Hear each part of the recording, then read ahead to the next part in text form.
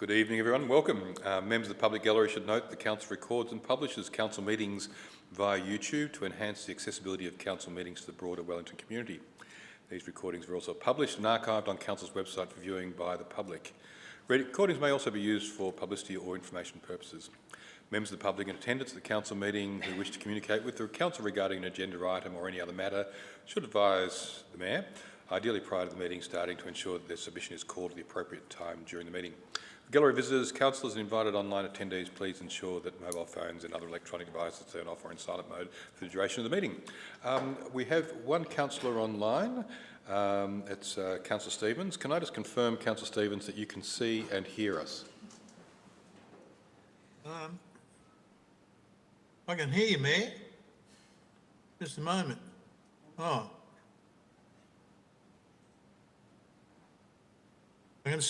Thank you, I can see you and hear you. Terrific, thank you. I won't hold up the fingers and ask you to count them. Anyway, Wellington Shire Council acknowledges our offices are located on the traditional lands, the Gunai-Kurnai Nation. We pay our respects to their elders, past and present. We have no apologies, we have a full contingent. Councillors, do we have any declarations of conflict of interest? We have none. We come up then to item 3.1, the adoption of minutes of the previous council meeting. Thank you, Councillor Fote. I move that council note... Oh, sorry, wrong one. I move that council adopt the minutes and resolutions of the ordinary council meeting of 7th of October 2025. Seconded, Councillor Lowe. Is that motion opposed? Motion not being opposed is carried. Did you wish to speak to that? No, all good, thanks. Business arising from previous meetings, we have none. I don't believe we have any late or urgent items, nor do we have any notices of motion, nor do we have any petitions or joint letters. We move then on to invited addresses, presentations or acknowledgements, item 8. Councillor Lowe, sure, thank you. I just wanted to acknowledge it was an honour to attend the Freedom of Entry March here in Sale on the 18th of October, alongside Mayor Scott Rossetti, Councillor Carmel Ripper and Deputy Mayor Cindy Madeley. We proudly observed the 419th Prince of Wales Light Horse Regiment, a unit I had the privilege of serving with for 5 years. The day was nothing short of spectacular, from a beautiful restored old scout car and troop carrier to the impressive new Hawkeye scout vehicles. The parade was a stirring display of tradition and modern capability. The 4 horsemen dressed in light horse uniform added a powerful sense of history and pride.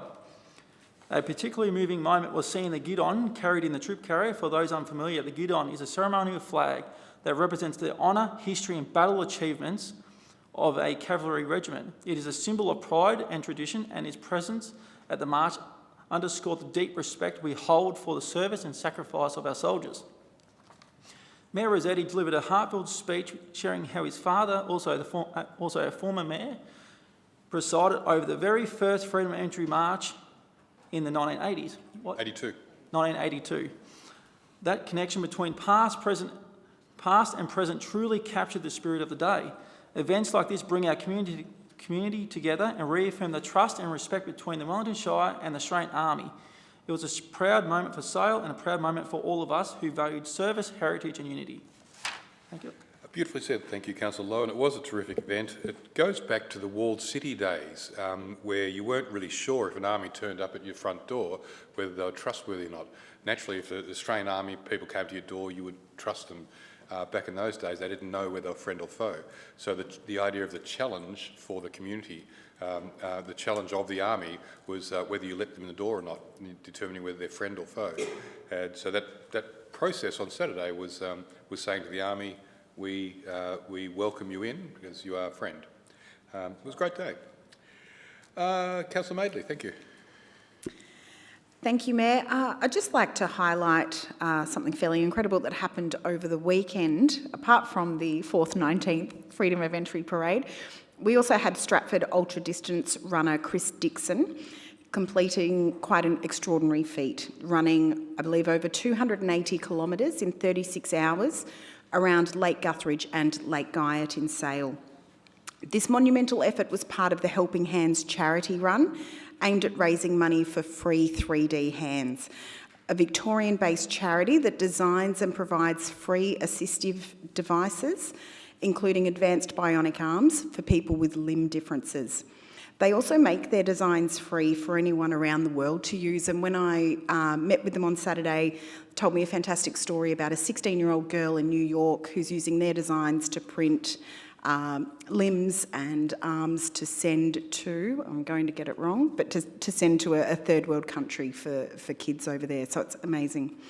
Chris's motivation for this challenge is deeply personal. His daughter Gracie was born with a limb deficiency, and his commitment to supporting free 3D hands stems from a desire to help develop technology that can transform lives, including hers.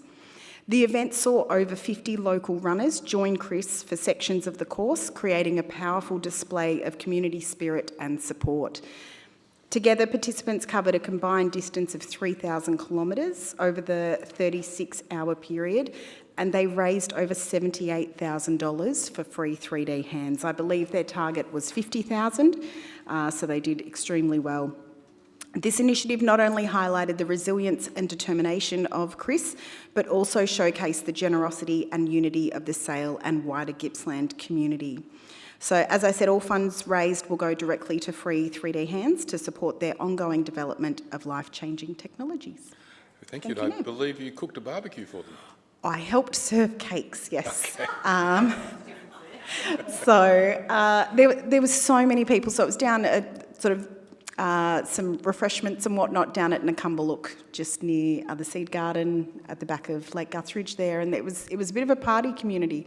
Bit of a party feel. It was great, and he did so well.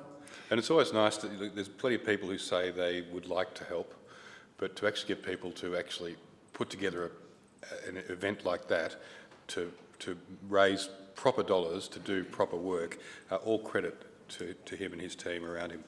I'm certainly not one for running 36 hours and those sort of kilometres, but appreciate those who do. They're well done. We move, any other invited addresses, presentations, acknowledgements? No. We move then on to item 9, questions on notice, which we have none. We move on to item 10, a Mayor and Councillors report. Do I have a motion there? Thanks, Councillor Madeley, Deputy Mayor. Thank you. I move that the Mayor and Councillors report be noted for September 2025. Seconded, Councillor Wells. Is that motion opposed? The motion not being opposed is carried. Did you wish to speak to that? Just briefly, Mayor, September was another busy month for councillors and the Mayor. Highlights included our Community Conversation Day at Stratford and Braggalong, and a number of councillors and the Mayor attended the Gippsland New Energy Conference. There was also a citizenship ceremony held last month, which was attended by the Mayor and councillors Vote and Wells. And the Mayor and councillors also attended a number of regular committee meetings during the month. Thank you. Thank you, Deputy Mayor. So then we move on to delegates' reports, item 11. I believe we might have a couple of delegates' reports. Thank you, Councillor Bannerman. Thank you, Mayor. I have 2 delegates' reports to bring back to Council, one from the Rural Councils of Victoria Committee. We have been quite busy in the advocacy space for rural councils, particularly to state and to a certain extent federal government. So the ESVF, the Emergency Services Volunteer Fund, remains quite a hot button issue within the rural councils, and so there are still many, many letters being written and communication lines being sought to try to put the kibosh on that one. Under discussion was also what sort of advocacy the rural councils want to seek with the upcoming state election next year, what sort of platforms are important to our rural communities, and also noting and discussing that the cuts to DECA staff basically are having a big impact on the rural councils because a lot of pressure is being put back on councils to try to maintain or control things that have previously been a state government issue. The second delegates report that I have today is from the Southerly 10 Community Advisory Group. So probably the biggest news recently has, of course, been the pushback of the auction for the offshore wind proposals, which Southerly 10 have invested a number of years of their time and money into getting themselves in a position to be able to proceed with the auction, and so obviously it has come as quite an unpleasant piece of information to said company to have the auction pushed back. And so, yeah, they are seeking further clarification from the state government in particular as to what the process is actually going to look like going forward and what sort of timings can be expected. Thank you, Councillor Bannerman. Councillor Tatterson. Thank you, Mayor. On the 9th of October, the Mayor and myself had the opportunity to attend the 2025 MAV annual conference, which was titled "The Future is Local." So it was a very rewarding conference. The conference was opened by Jennifer Anderson, who's the MAV President, and the first speaker was the Honorary Nick Stakos, who's the Minister for Local Government. He certainly spoke about his career. He started his career as a councillor at a fairly young age, and he's held the seat in the area of Glen Ira for a number of years now. Of particular interest, he spoke about some changes in the Local Government Act, certainly their ability to ensure councils comply with their obligations, and he did also mention that councils have the ability now to cost recover under their waste infrastructure charges the costs of picking up dumped rubbish. So that was one snippet that I got out of that.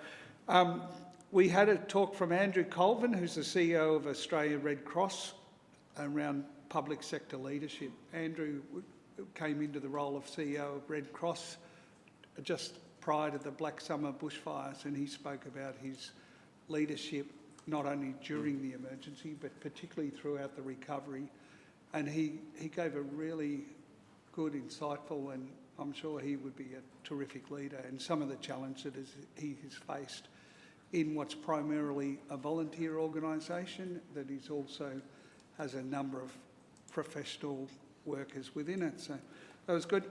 Now, in the morning sessions, there were some workshops, a number of workshops on AI and council's role with AI and how we use AI. I'm not sure that it's as simple as setting up a department and just considering this is how we want AI to work, because it seems to be determining its own path. But that was certainly the lead of a couple of the presentations that I attended. After lunch, Harriet Singh, the Minister for Housing, spoke around housing and the housing affordability crisis. And my takeout from that was, while there's an affordability crisis across the state, a lot of the focus seems to be within the metropolitan area. So that wasn't overly surprising. We did a few other workshops. The last word was a lasting impact.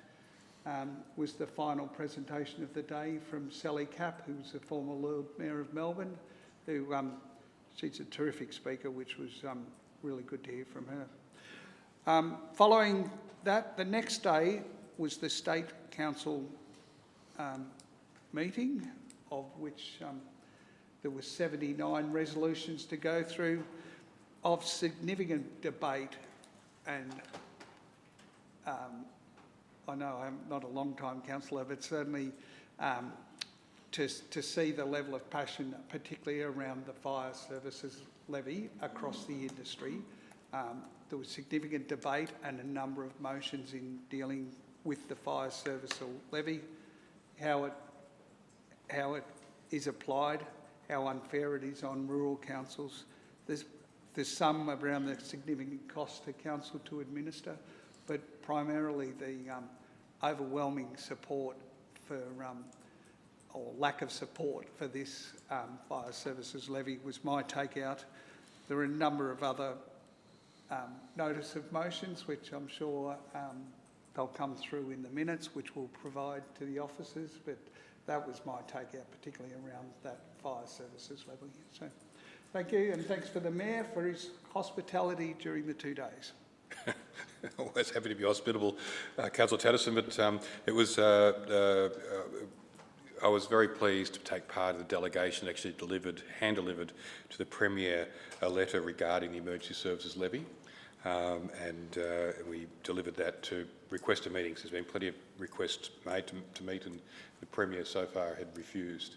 But it was a group of regional and city-based mayors who delivered the letter, and it's been, in my experience, it's been very unusual to find an issue that unites both the regions and the city, and this is one of them. And while we hear a lot about the farmers being hit particularly hard with the Emergency Services Levy, one of the mayors actually lives in a flat in Brunswick and said that the Emergency Services Levy now makes up 20% of his rate bill.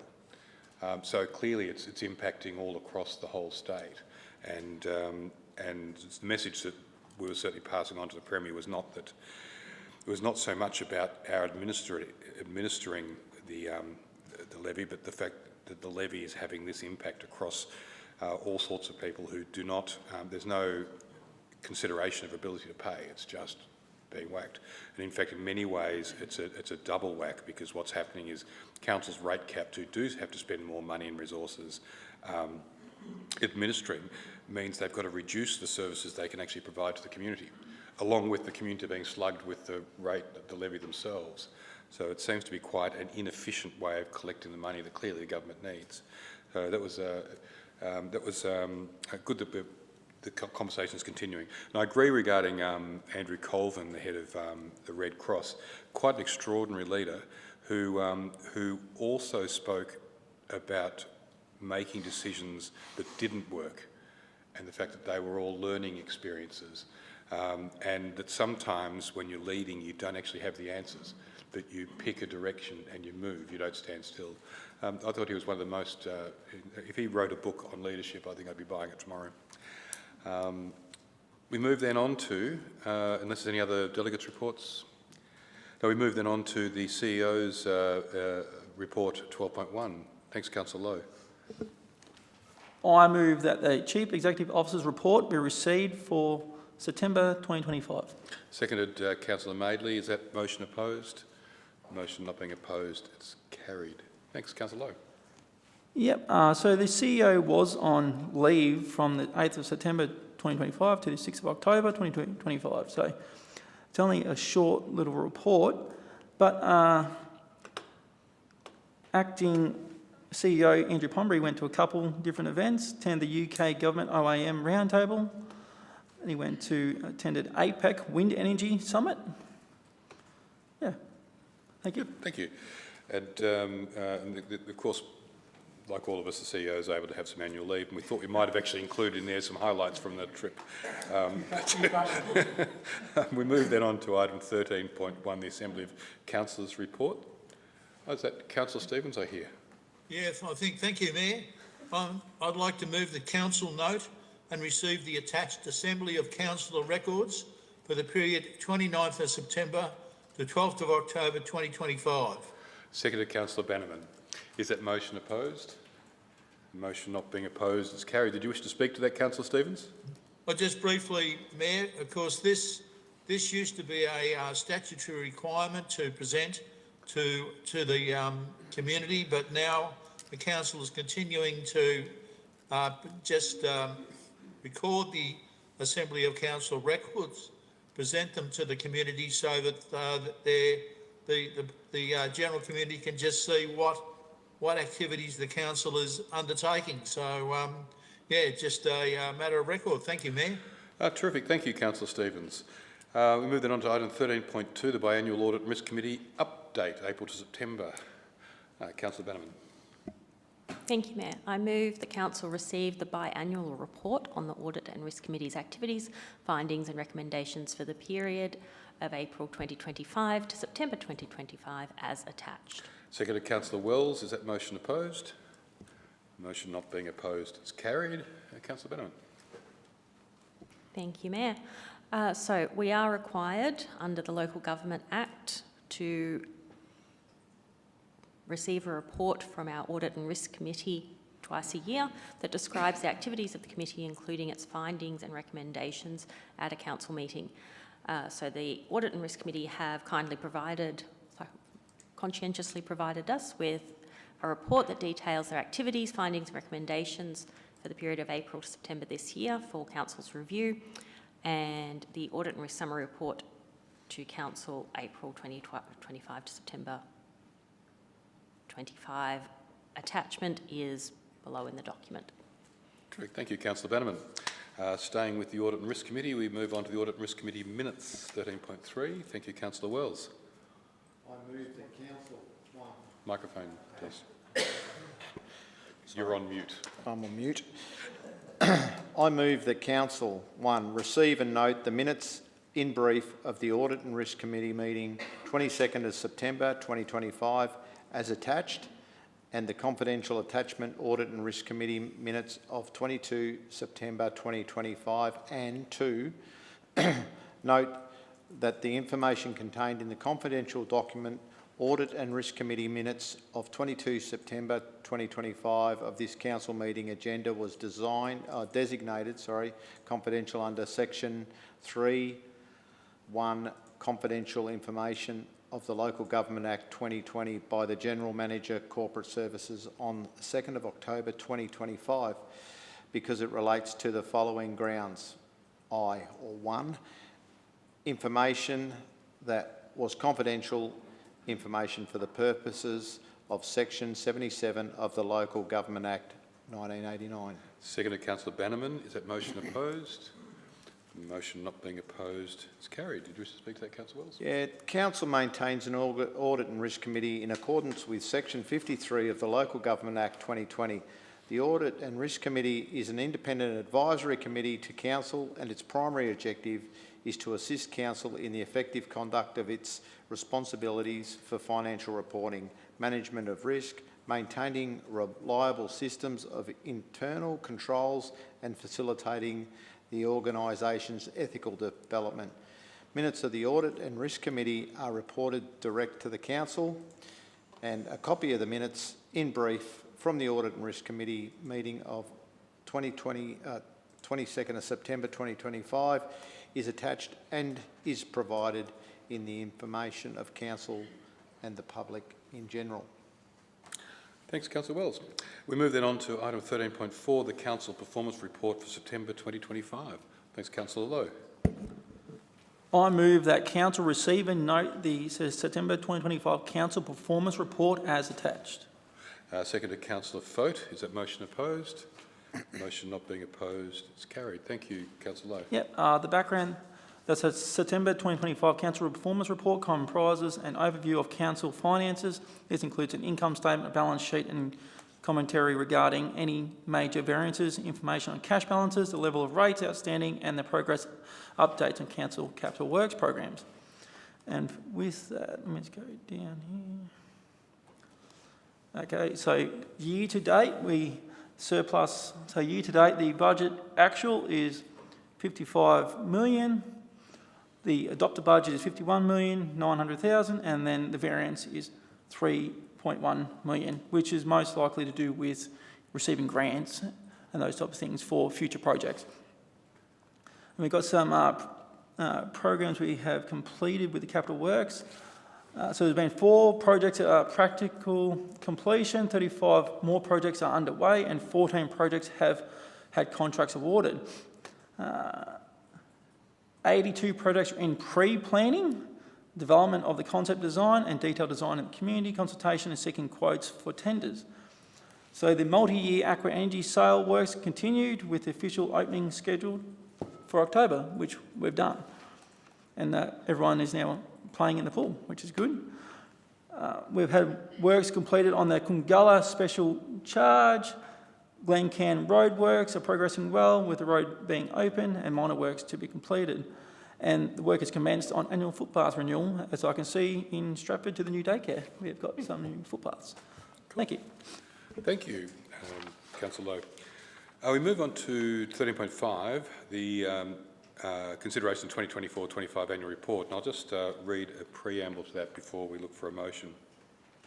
The Wellington Shire Council Annual Report 2024-25 provides a comprehensive account of Council's performance over the 12-month period from 1st July 2024 to 30th of June 2025 and outlines how we have delivered on the strategic direction set out in the Council Plan 2021-25 while remaining accountable to our community through responsible financial management as outlined in the 2024-25 Council budget. I'm looking for a motion. Thank you, Deputy Mayor. Councillor Madeley.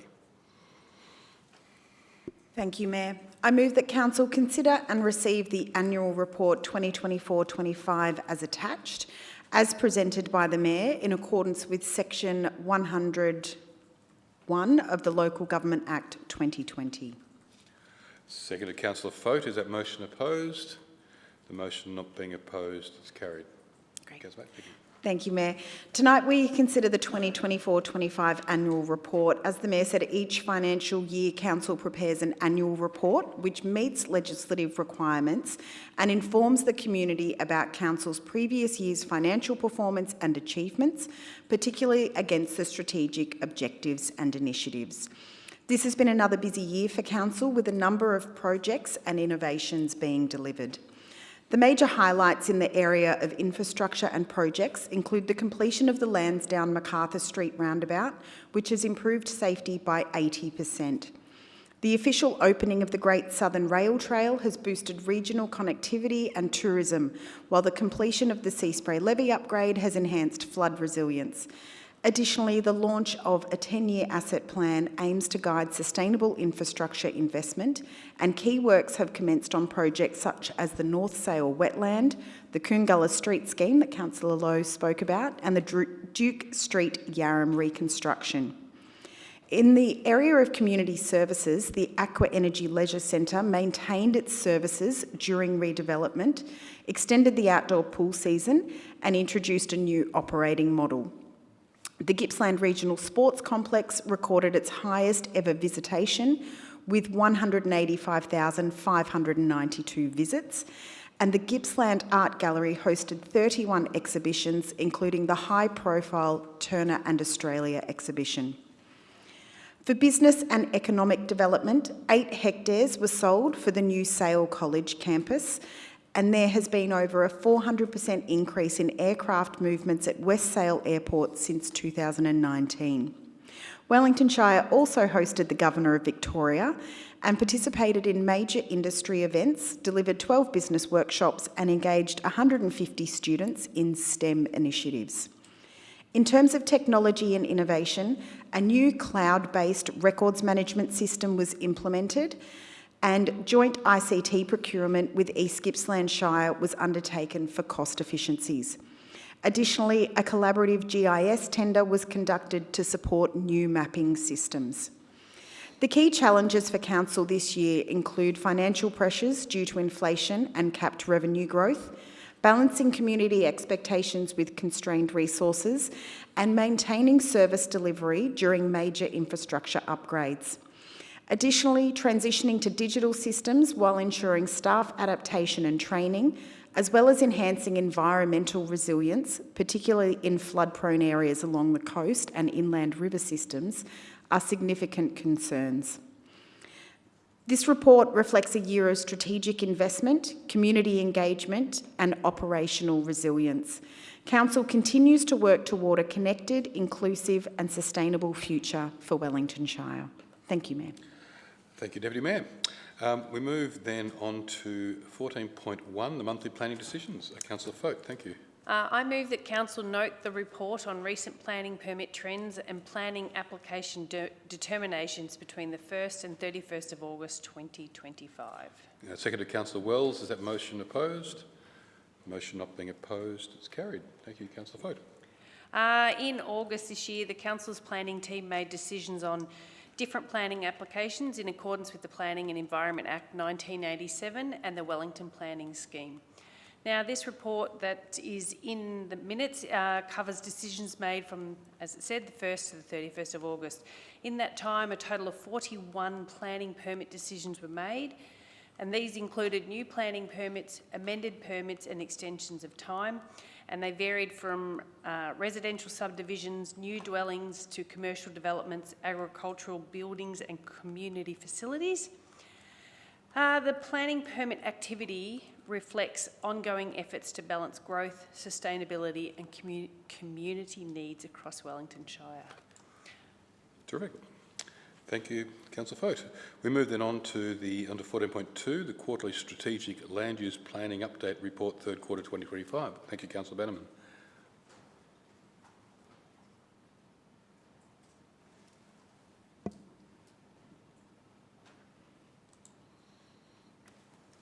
Thank you, Mayor. It's on the screen too if you can't see it there. That's right. Thank you. So I move that Council receive the third quarterly update on the Strategic Land Use Planning Work Program included in Attachment 14.2.1, Current Strategic Planning Work Quarter 3, July to September 2025. Seconded, Councillor Madeley. Is that motion opposed? The motion not being opposed, it's carried. Thanks, Councillor Bannerman. Thank you, Mayor. The Strategic Land Use Planning Work Program is regularly reviewed by Council's Strategic Land Use Planning Projects Review Group. The councillor representation for which is appointed by the Council as per our register of committees and advisory groups.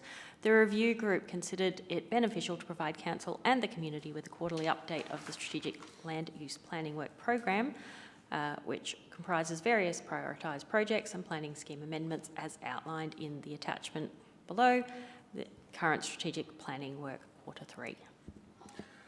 Terrific. Thanks, Councillor Bannerman. We move then on to 15.1, Community Assistance Grants, August 2025. I think I'm hearing a voice from Yarram. Oh, thank you. Thank you, Mayor.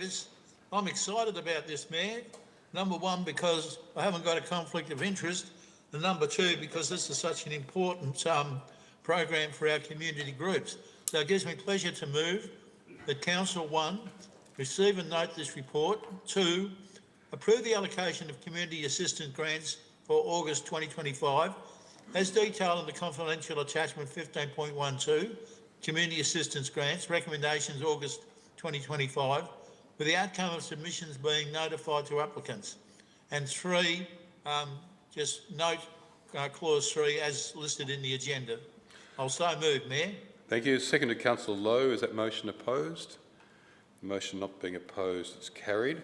I was going to announce the successful grant recipients, but given this is the first one you've been able to sit in for several years, would you like to announce them, Councillor Stevens?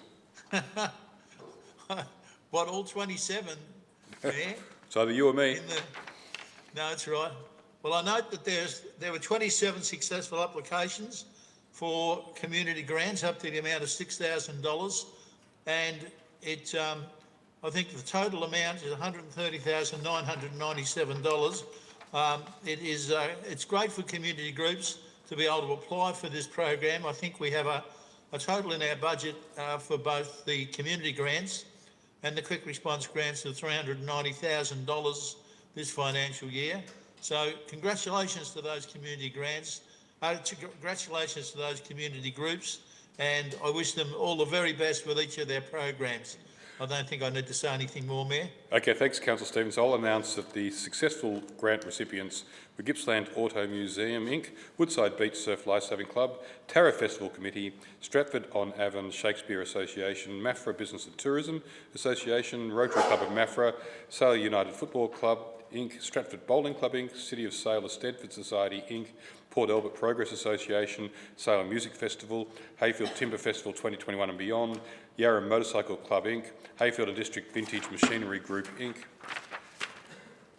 Longford Pony Club, Yarram and District Progress Association, Maffra Dramatic Society, Lions Club of Sale, Sea Spray Surf Lifesaving Club, Gippy Rocks Inc., Secretary of the Loch Sport Business and Tourism Association. I presume it's the Loch Sport Business and Tourism Association who are getting that grant, not the Secretary themselves.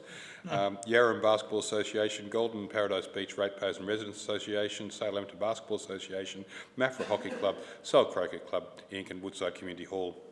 And I would just add to what Councillor Stevens has said by acknowledging the fact that our contribution helps, but it's the volunteers who make all of those groups completely rock and provide services to our communities. So thank you to all those volunteers and people who run those organisations, and we're glad we can help in a little way.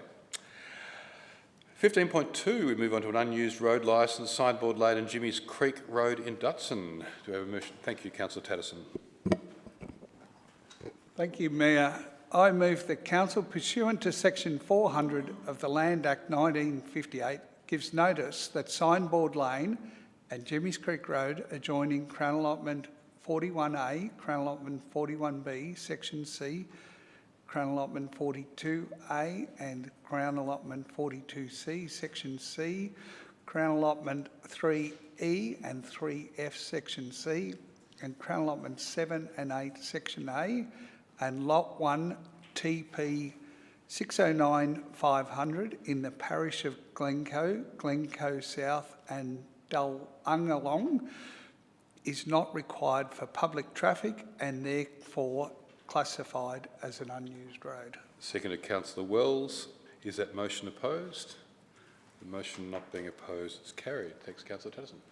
Thanks, Mayor. It seems like this road closure has had a long journey to get to this point. So I note that in 2012, Gippsland Water restricted access to the parts of the road reserve and some of their own private property, which was being used as a track to access Carrs Creek Road.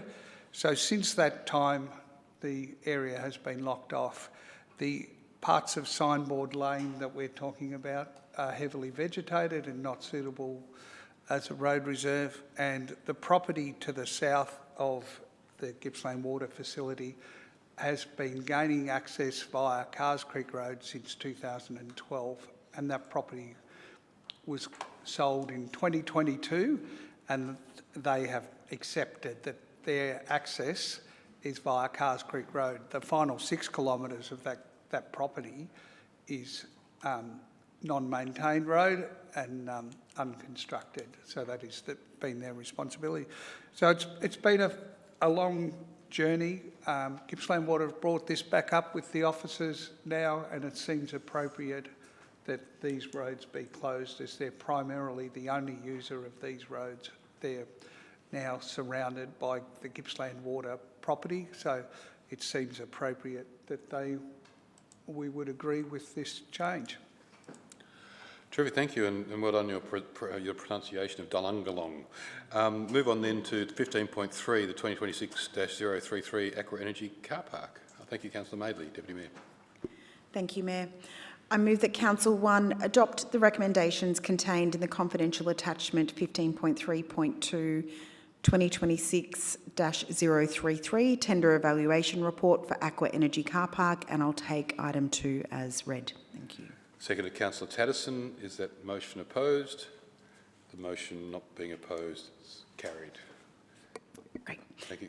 Thank you, Mayor. As part of the AQUA Energy redevelopment, Council previously resolved to purchase an unused bowling green from the Sale Bowls Club for the purpose of improving accessibility to the venue. This area was used as the site compound during the construction of the pool, which opened to the public on 7th of October 2025. The additional car park will increase car parking to the facility by 39%, with 41 additional car parking spaces, bringing the total to 147 precinct car parks. Accordingly, a tender was advertised for these works, with a recommendation prepared for Council's consideration. And the successful tenderer for that has been Clint Kelly Excavations Proprietary Limited. Congratulations to them, and well summed up. 15.4, we move on to the Sale Tennis Club Sale Hardcourt redevelopment. Councillor Fote, thank you. I move that Council 1 authorise the Chief Executive Officer to enter into an agreement with the Sale Tennis Club for the delivery of the Sale Tennis Hardcourt redevelopment project, and 2, note that this agreement details milestone payments to be made by Council to the Sale Tennis Club from grant funding provided by the Victorian Government for the project. Thank you. Seconded Councillor Lowe. Is that motion opposed? The motion not being opposed is carried. Thank you, Councillor Fote. Wellington Shire Council was successful with a funding application to the Victorian Government's Regional Community Sports Infrastructure Fund Round 2. This application was submitted by Council on behalf of the Sale Tennis Club, and the approved funding amount for this project is $613,910. The Sale Tennis Club are then contributing the remaining funding towards the delivery of this project. The Sale Tennis Club are assuming the role of both project management for providing detailed designs and the construction methodology, as well as their, will manage the tendering and awarding of this project, but must procure the works in accordance with Council's procurement policy. Thank you, Councillor Fote. Do we have any gallery or online comments? So before I close, I just wish the community well tomorrow, given we have a number of warnings of some severe weather. So I wish everyone the best and keep safe. And I now close the meeting. Thank you.